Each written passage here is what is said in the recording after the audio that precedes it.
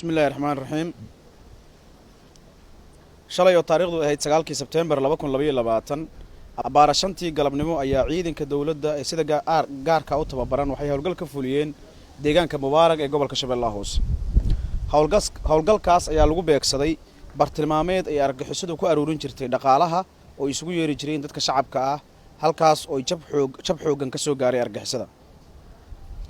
sida ku cad war-saxaafadeed ka soo baxay wasaaradda warfaafinta xukuumadda federaalka ee Soomaaliya waxaa lagu dilay howlgalka horjooga carab oo ahaa horjoogihii ku-xigeenkii maleeshiyada argagixisada ee al-shabaab ee deegaanka Mubarak iyo Awmaye oo ahaa horjoogihii u aruurin jiray dhaqaalaha baadda ah maleeshiyada argagixisada ee al-shabaab kaas oo u geeriyooday dhaawac soo gaaray awgii.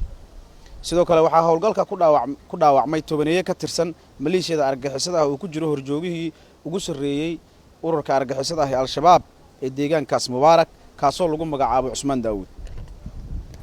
sida ku cad mar kale war-saxaafadeedka ka soo baxay wasaaradda warfaafinta xukuumadda federaalka ee Soomaaliya xilliga uu dhacay howlgalku waxaa goobta ku sugnaa dad shacab ahaa oo argagixisadu ay u haysteen inay baad ka qaadaan ama ay isla markaasba baad ka aruurinayeen.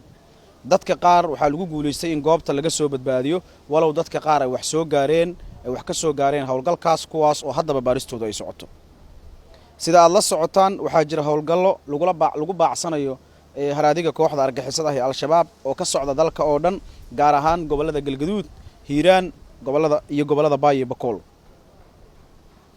sidaas si la eg waxaa jira howlgal kale oo hore looga fuliyay deegaanka Basra taariikhdu markay ahayd 5 bishii September 2022 kaas oo isna lagu bartilmaameedsaday maxkamad beenaadkii ay kooxda ku lahayd deegaankaas Basra.